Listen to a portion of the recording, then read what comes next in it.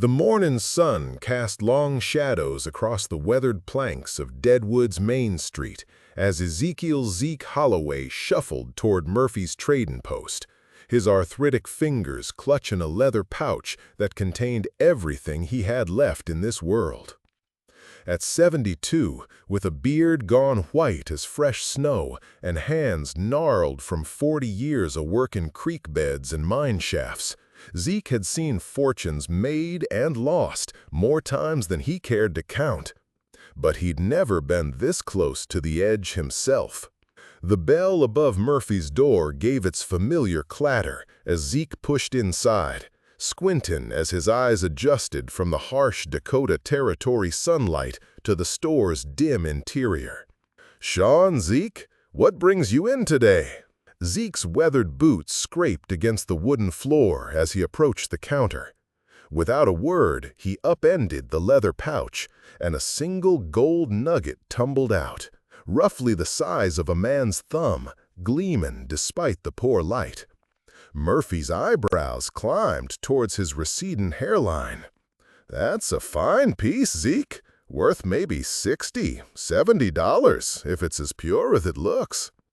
"I need to trade it," Zeke said, his voice carrying the rasp of too many years breathing rock dust. "For that paint mare you got out back, the sick one." Murphy's face creased with confusion. "That old mare? Hell, Zeke, she's been ailing for weeks. Doc Brennan says she's got the lung fever some fierce. She ain't worth $10 on her best day, and that day was years past. She's what I need." The Irishman studied Zeke's weathered face, searching for some hint of jest or madness, finding neither. "That nugget could buy you a fine horse, Zeke. Young, strong, ready for whatever fool notion you've got brewing in that prospector's brain of yours." Zeke's pale blue eyes, still sharp despite his years, fixed on Murphy with unwavering determination. "The mare's the one I want." With a shake of his head that suggested he was humoring a man who'd finally lost his wits to gold fever, Murphy completed the transaction. An hour later, Zeke led the paint mare down Deadwood's Main Street, drawing stares and whispered comments from the morning crowd. The horse was a sorrowful sight, ribs showing through her patchy coat, head hanging low, each breath accompanied by a wet, rattling cough that spoke of fluid in her lungs. "Ezekiel Holloway's finally cracked," muttered Tom Bradley from the barbershop doorway. "Trading his last nugget for that bag of bones." But Zeke paid the gossips no mind. He'd learned long ago that the best strikes came from following instincts others couldn't understand. The mare, he'd taken to calling her Patience, had something in her eyes that reminded him of himself in the early days, tired, beaten down, but not quite ready to give up the ghost. He led her to the small shack he'd been renting on the outskirts of town, where he'd set up a makeshift stable in the lean-to that had once stored mining equipment. For 3 days, he tended to her with the same careful attention he'd once given to promising claims. He fed her warm mash mixed with molasses, kept fresh water always available, and spent hours each evening brushing her coat while talking to her in the low, steady voice he'd used to calm spooked mules in narrow mine shafts. "I know what it's like," he told her on the 3rd evening, working tangles from her gray and white mane. "Feeling like you ain't got much left to give, like maybe your best days are all behind you. But sometimes a man or a horse just needs someone to believe there's still some good road ahead." On the 4th morning, Patience lifted her head when he approached, and her breathing seemed easier. By the end of the week, she was taking short walks around the property without the harsh coughing that had marked her every movement. Zeke began to hope. It was during the 2nd week that Jeremiah Coltrane arrived in Deadwood. Coltrane rode into town on a black stallion worth more than most men saw in a year, his expensive clothes and perfectly groomed appearance marking him as Eastern money trying to buy Western legitimacy. He took rooms at the Grand Hotel and immediately began making inquiries about mining claims, offering cash for properties that other prospectors had abandoned or were considering selling. Zeke first encountered him at Hendrick's Saloon, where Coltrane was holding court at a corner table, buying drinks for anyone willing to share information about the local mining situation. The man had the smooth voice of a carnival barker and the sharp eyes of a card sharp. "Gentlemen," Coltrane was saying, raising a glass of imported whiskey, "I represent Eastern investors who understand that the real money in mining isn't in the digging, it's in the buying. We're prepared to offer fair prices for claims that might not be producing at the moment but show future potential." Zeke nursed his beer at the bar, listening as several miners described properties they'd worked without success. When Coltrane's attention turned to him, those sharp eyes taking in his worn clothes and calloused hands, the man's smile widened. "You look like a man who's spent his share of time with a pick and shovel, friend. Jeremiah Coltrane's the name." He extended a soft, manicured hand that Zeke shook briefly. "I'm told you're Ezekiel Holloway, one of the original prospectors in these parts." "I've been around." "I imagine you have. Seen the country when it was wild, worked claims that produced fortunes for lucky men. But the easy gold's been found, hasn't it?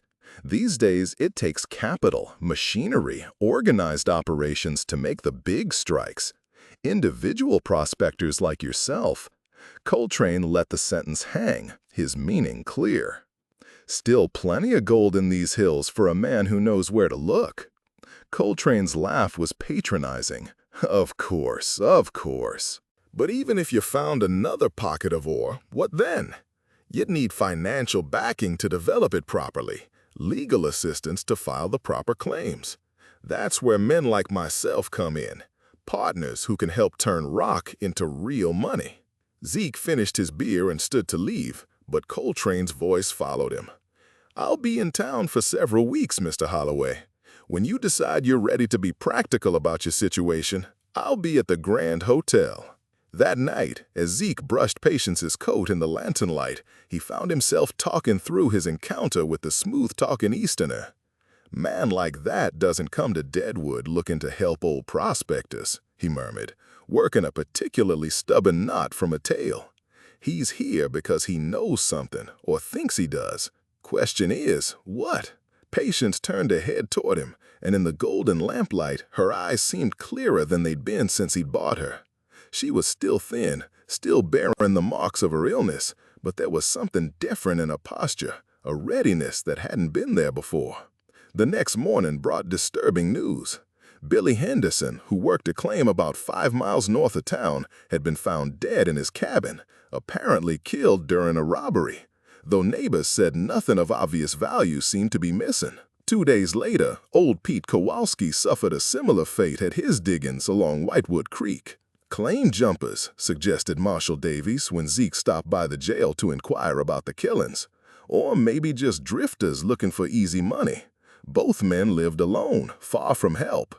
But Zeke had noticed something the marshal apparently hadn't. Both Henderson and Kowalski had been approached by Jeremiah Coltrane in the days before their deaths, and both had refused his offers to buy their claims. The realization crystallized as he walked back toward his shack, Patience following on a lead rope as they took their evening constitutional. Coltrane wasn't just a land speculator. He was eliminating competition for something specific. The question was what, and more importantly, how many more miners would die before someone stopped him. As they reached the small creek that ran behind his property, Patience suddenly pulled against the rope, her head up and alert. She moved toward a section of the creek bank that Zeke had walked past hundreds of times without giving it particular notice. But now, following her lead, he knelt and examined the exposed rock more carefully. What he saw made his heart pound with the familiar excitement of discovery. The quartz formations showed promising signs of gold-bearing ore, but more than that, the geological structure suggested this might be part of a much larger vein system. If he was reading the signs correctly, this could be the kind of strike that legends were made of. But as he rose from his examination, brushing dirt from his knees, Zeke caught sight of a figure watching from the ridge above, a man with a telescope trained on the creek bed. Even at this distance, he recognized Jeremiah Coltrane's expensive silhouette. The Eastern man had been watching, learning, waiting, and now he knew that the sick horse had led them both to something worth killing for. The next morning, Zeke found a note slipped under his door. "Mr. Holloway, I believe we have business to discuss. Meet me at the Grand Hotel this afternoon. Come alone. J. Coltrane." As he read the message, Patience whickered softly from her stall, and Zeke realized that his quiet days of nursing a sick horse back to health were about to end. The biggest strike of his career was within reach, but first, he'd have to survive long enough to claim it. Ezekiel Holloway had faced down claim jumpers, survived cave-ins, and outlasted boom and bust cycles that had broken younger men. But as he folded Coltrane's note and slipped it into his vest pocket, he knew the real test was just beginning. The paint mare that everyone had written off as worthless had led him to a fortune. Now he had to figure out how to keep them both alive long enough to enjoy it. Zeke arrived at the Grand Hotel that afternoon with his old Colt Navy revolver cleaned and loaded beneath his coat, though he hoped diplomacy might serve where gunpowder couldn't. The hotel's ornate lobby, with its imported furniture and crystal chandeliers, felt as foreign to him as a church to a rattlesnake. But he'd learned long ago that a man's worth wasn't measured by his surroundings. Jeremiah Coltrane waited in a private dining room, expensive whiskey and Cuban cigars arranged on the table like props in a carefully staged performance. The Eastern man's smile was as polished as his boots, but his eyes held the cold calculation of a predator sizing up prey. "Mr. Holloway, thank you for coming. Please, sit. Can I offer you something to drink?" Zeke remained standing, his weathered hands resting easily at his sides. "I'll hear what you got to say, but I won't be staying long." Coltrane's laugh carried no warmth. "Straight to business, then. I admire that in a man, even when that man is about to make a serious mistake." He leaned back in his chair, swirling whiskey in a crystal glass. "You see, I know about your little discovery down by the creek. That sick horse of yours has quite the nose for geology, doesn't she? Don't know what you're talking about." "Come now, Ezekiel, we're both too old for games. I've been watching you, just as I watched Henderson and Kowalski before they became uncooperative. The difference is, I'm giving you a chance they didn't get." The threat hung in the air between them like smoke from Coltrane's cigar. Zeke felt his hand drift closer to the butt of his revolver, but forced himself to remain calm. Hot blood had killed more prospectors than cave-ins ever had. What kind of chance? Coltrane reached into his jacket and withdrew a leather portfolio, from which he extracted a legal document. "A partnership agreement. You sign over 60% of any claims you file on that creekbed property, and I provide the capital and expertise to develop it properly. You'll be a rich man, Ezekiel, just not as rich as you might have imagined." Zeke's pale eyes scanned the contract without really seeing the words. He was thinking about Billy Henderson's cabin, about the look of surprise that must have crossed the young miner's face when death came calling, about Pete Kowalski, who'd survived claim jumpers and flash floods, only to die because he'd found something valuable. "And if I don't sign?"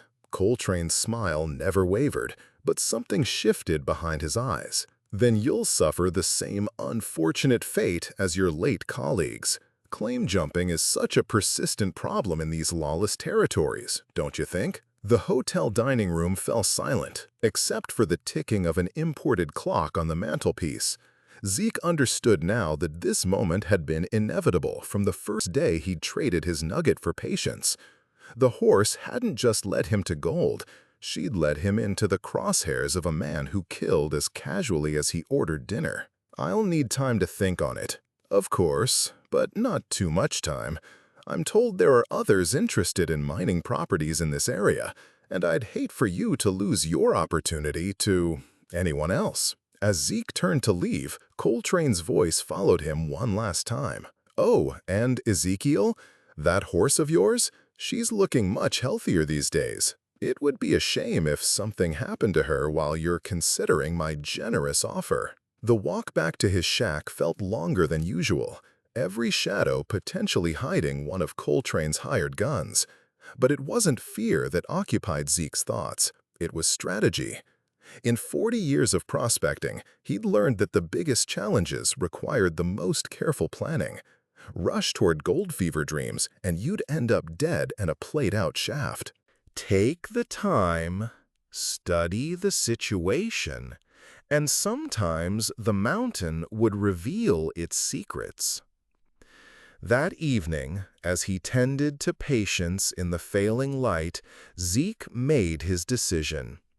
The mare's breathing was clear now, her coat showing the first signs of healthy shine, and when she looked at him, there was intelligence in her gaze that reminded him why he'd trusted his instincts about her in the first place. "We're going to take a little trip," he told her, running his hand along her neck. "Just you and me, like the old days when I worked the high country with nothing but a mule and a prayer." He spent the night preparing, gathering supplies with the methodical care of a man who'd learned that survival in the wilderness depended on details. Food for a week, ammunition for his rifle and revolver, basic mining tools, and a canvas tent that had seen him through more storms than he cared to remember. Most importantly, he prepared a false trail that would lead anyone following him in the wrong direction. Before dawn, he saddled Patience and led her quietly away from the shack, taking a circuitous route that avoided Deadwood's main streets. The paint mare moved with surprising strength, her illness now just a memory, marked by the careful way she picked her steps and the occasional deep breath that seemed to test her recovered lungs. They rode north initially, following established trails that would leave clear sign for anyone tracking them. But after 5 miles, Zeke led Patience into Spearfish Creek, using the running water to hide their trail as they doubled back toward the southeast. It was an old trick, one he'd learned from cavalry scouts during his early days in Dakota Territory, and it had saved his life more than once.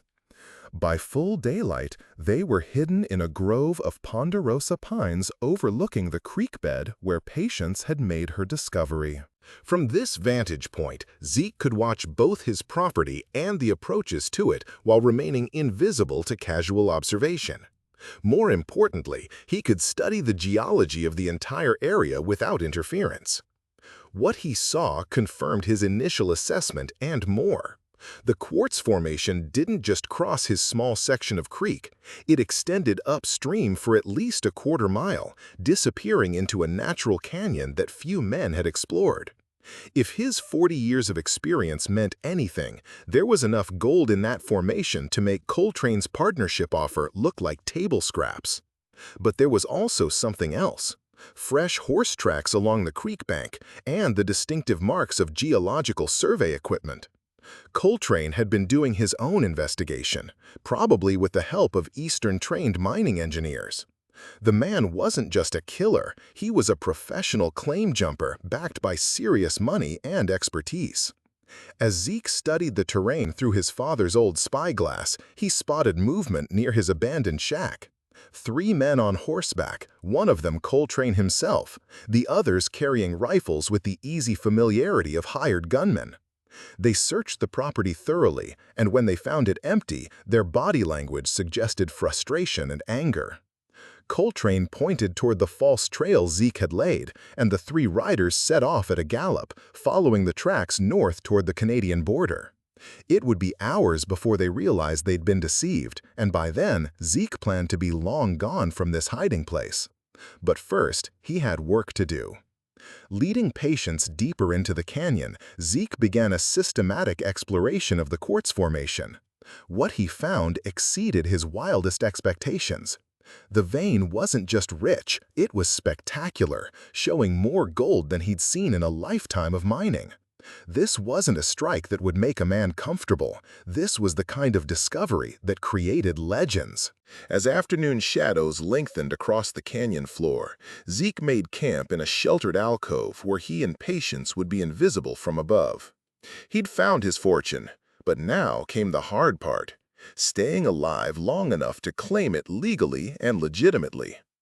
That night, as he sat by a carefully shielded campfire, Patience grazing quietly nearby, Zeke planned his next move. Coltrane thought he was dealing with a desperate old man who could be bullied or bought. Tomorrow, he'd learn that Ezekiel Holloway hadn't survived 40 years in mining country by backing down from a fight. The paint mare lifted her head suddenly, ears pricked toward the canyon entrance. In the distance, barely audible above the creek's murmur, came the sound of riders returning to Deadwood. Coltrane and his men had discovered their mistake and were heading back to town, no doubt planning their next move. Zeke checked his weapons one final time and settled back against his saddle. Dawn would bring the confrontation he'd been avoiding, but for now, he was content to listen to Patience's steady breathing and plan how an old prospector and a recovered horse were going to outfight Eastern money and professional killers. The biggest strike of his career was within reach. All he had to do was live long enough to claim it.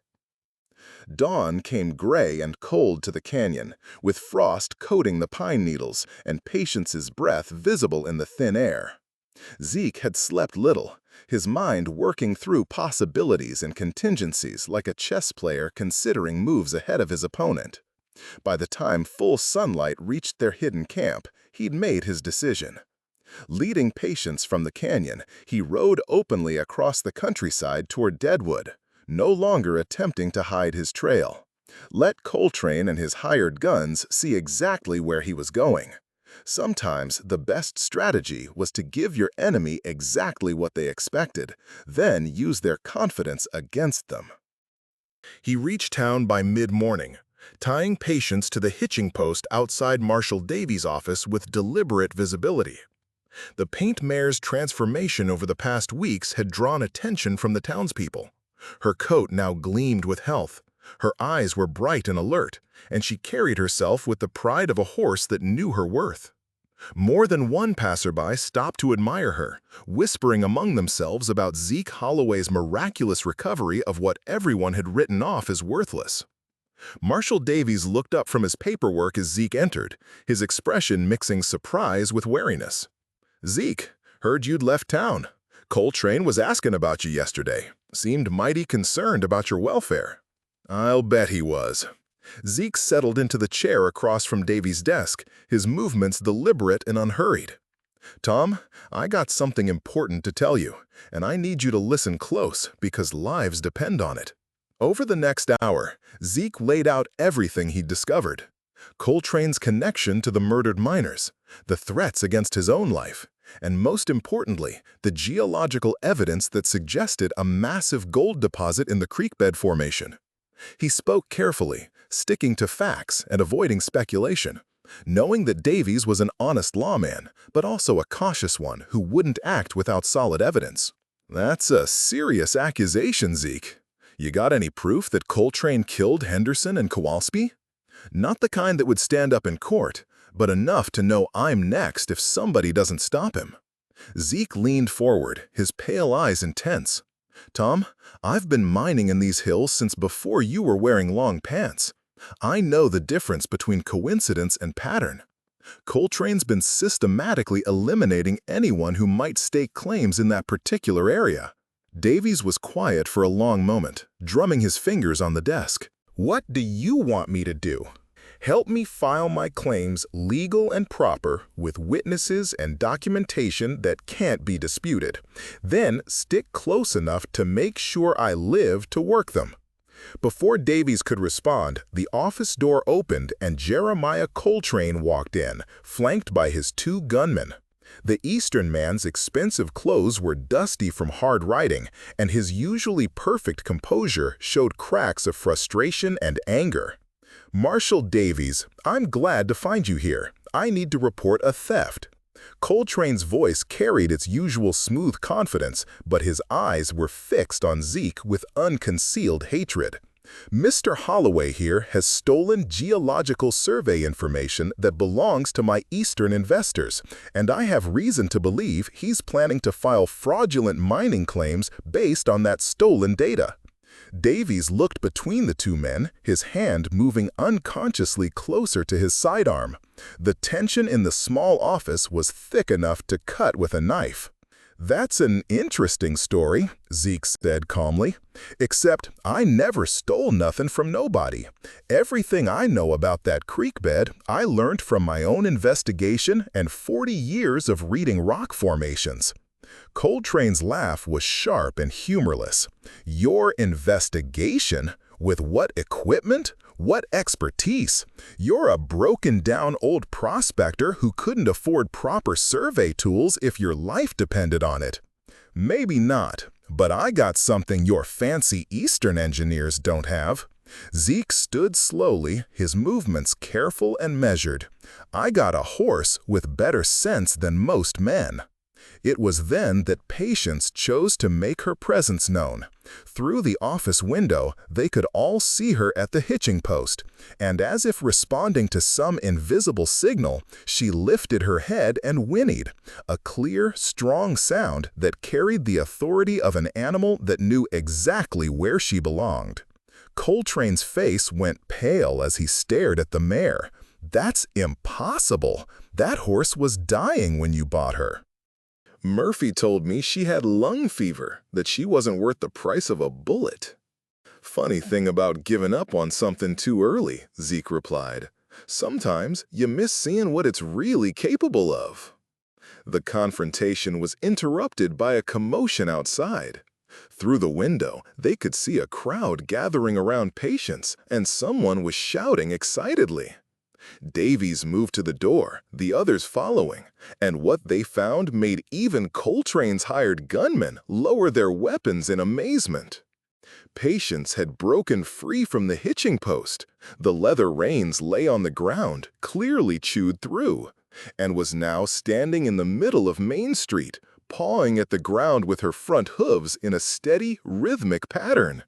Each strike of her hooves against the packed earth sent up small puffs of dust, but it was what lay beneath that dust that had captured the crowd's attention. Gold flakes, tiny but unmistakable, glinting in the morning sunlight. "I'll be damned," whispered Davies. "There's a vein running right under Main Street." Dr. Eleanor Brennan, the town's physician and one of the few people with geological training, knelt to examine the exposed soil. "It's definitely auriferous ore," she announced, her voice carrying clearly in the sudden silence. "This formation could extend for miles underground." Zeke walked slowly towards Patience, his weathered hand extended. The mare came to him immediately, nuzzling his palm as if seeking praise for a job well done. "She's been trying to tell me something ever since I bought her," he said, loud enough for the gathered crowd to hear. "Horses can smell things we can't, feel vibrations in the ground through their hooves. She wasn't sick because she was dying. She was sick because she'd been standing over a massive ore deposit, breathing in gold dust for months." The crowd erupted in excited chatter, and Zeke could see the realization dawning on faces throughout the gathering. If there was gold under Main Street, then the entire area was potentially valuable, not just his creekbed property, but the whole region. Coltrane pushed through the crowd, his composure finally cracking completely. "This changes nothing! I have legitimate claims to mineral rights in this area, backed by Eastern capital and proper legal documentation." "What kind of documentation?" Davies asked, his lawman's instincts clearly aroused. But before Coltrane could answer, one of his hired gunmen made a fatal mistake. Apparently deciding that the situation had spiraled beyond salvage, he reached for his weapon. a move that Davies, despite his caution, couldn't ignore. The Marshal's Colt cleared leather with the speed of a man who'd survived the frontier by being faster than his opponents. His shot took the gunman's center mass, dropping him in the dust of Main Street before the man's own weapon fully cleared his holster. The second gunman, seeing his partner fall, raised his hands immediately. "I ain't part of this. Coltrane hired us in Cheyenne, said it was just claim jumping, nothing about killing lawmen." In the sudden quiet that followed the gunshot, Coltrane made his own desperate play. But instead of reaching for a weapon, he grabbed for Patience's reins, apparently intending to use the horse as a hostage or shield. It was the last mistake he ever made. Patience, who had spent weeks recovering her strength and spirit under Zeke's patient care, was no longer the broken-down animal that could be bullied or controlled. When Coltrane's soft hands grabbed for her bridle, she reared back with all the power of her recovered health, her hooves striking out with deadly accuracy. Coltrane fell backward into the street, his skull crushed, his expensive clothes already dusty with the gold-bearing soil that had cost so many men their lives. The crowd stood in stunned silence for a moment, then erupted in cheers and celebration. The threat that had terrorized the mining community was ended, and the promise of a strike that could make them all rich lay literally beneath their feet. But Zeke Holloway, the man who had started it all by trading his last nugget for a sick horse, simply stood with his hand on Patience's neck, looking out at the black hills that had been his home for 40 years. He'd found his fortune at last, but more than that, he'd found vindication for a lifetime of following instincts that others couldn't understand. Marshal Davies approached, holstering his weapon. "Zeke, you realize what this means. The whole town's going to want to stake claims, and you're the one who discovered it." "Reckon I'll file my papers legal and proper," Zeke replied, his voice carrying the quiet satisfaction of a man who'd lived to see his faith rewarded.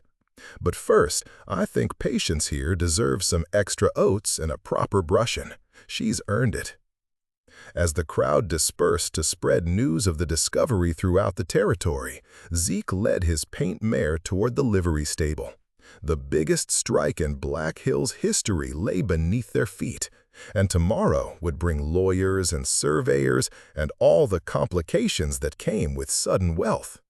But tonight, an old prospector and a recovered horse would rest easy, knowing that sometimes the best investments weren't in gold or land, but in the simple act of not giving up on something that everyone else had written off as worthless. The paint mare that had been traded for a single nugget had led them both to riches beyond imagining. And in the end, that seemed like exactly the kind of miracle that the American West was made for.